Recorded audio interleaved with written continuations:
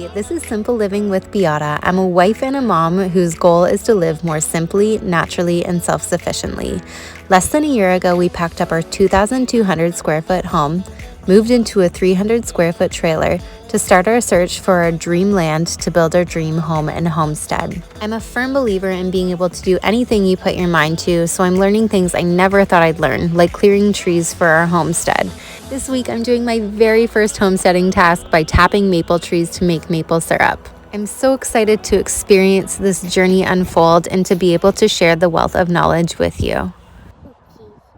Okay, so today we are gonna go run some errands. We're gonna go get stuff for maple syrup, and then we're gonna tap some trees and get the process started. And we also just got this free boiler from our new neighbor. I didn't even know he was our new neighbor, and he offered us his boiler for free. So we're super excited, and yeah, we're gonna get started with our maple syrup. All right, let's go. Wow. So Home Hardware has the best maple syrup supplies in our town. We went and grabbed a 10-pack of these spiles for $11. We found a bunch of organic seeds, grabbed those, found a tarp to put over our wood to keep it dry, and then we went and found some tubing that would fit our spile so the sap can go right into the bucket. We bought 25 feet for 89 cents a foot. Next up was buying buckets, and they were super expensive, so we went to the health food store and they had them for $1 each. Next, we went back home, packed up our supplies and snacks for the day.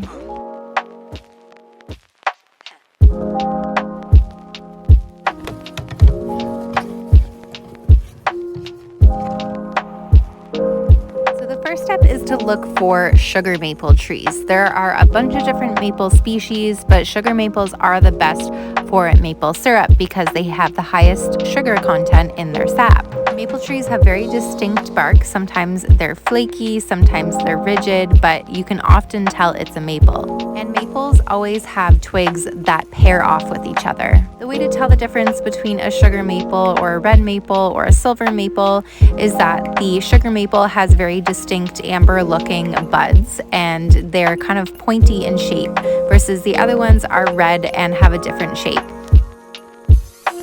To start off, we're drilling a hole about 1.5 inches deep on a slight upward angle, and then we're tapping in the spile, which my daughter had a blast helping with.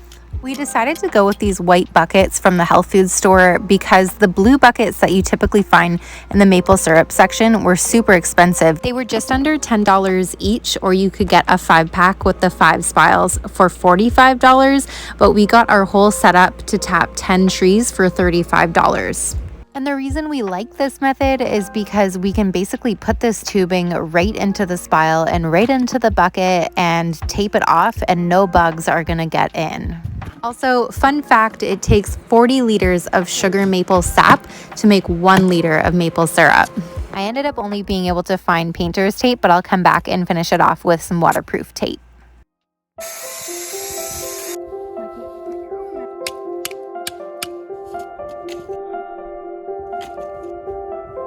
Sap is coming out.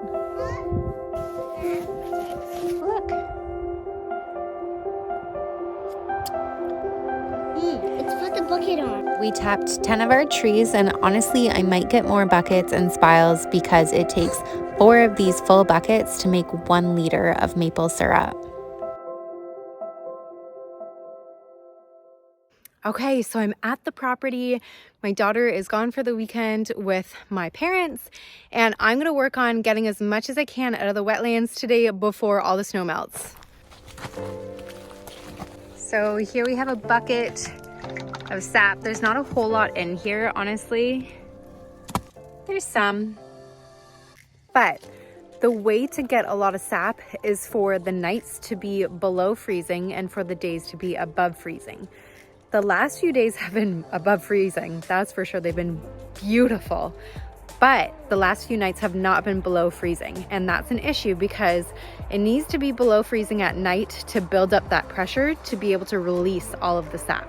So each bucket has a bit at the bottom, but I don't think we're gonna get a lot of sap until next week when we have nights that are below freezing and days that are plus temperatures. So today I'm getting this tree out, and I'm gonna push these guys back a little bit further that way.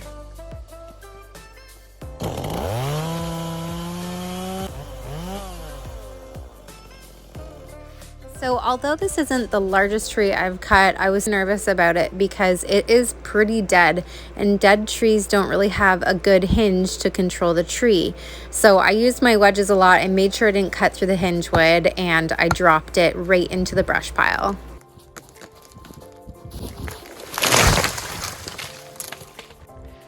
And on to this section now. This section here is going to be the view from our living room windows, so I wanted to clear it up and get those dead hemlocks and dead cedars out of the way. And what's great about these dead cedars is they're actually pretty dry, so we're going to be using them next week to boil down our maple sap into maple syrup. Making maple syrup is a ton of work, but it is well worth the experience and the flavor. Make sure to join me next week where we're going to be boiling down our maple sap into maple syrup in this awesome wood boiler that our neighbor gave us. And as always, let me know what you've learned in the comments. I'd love to hear your thoughts and feedback. And if you like my content, you know what to do. Hit that like and subscribe button. It really helps push out my content to more people who want to learn just like you. Thanks for watching, and we'll see you next week.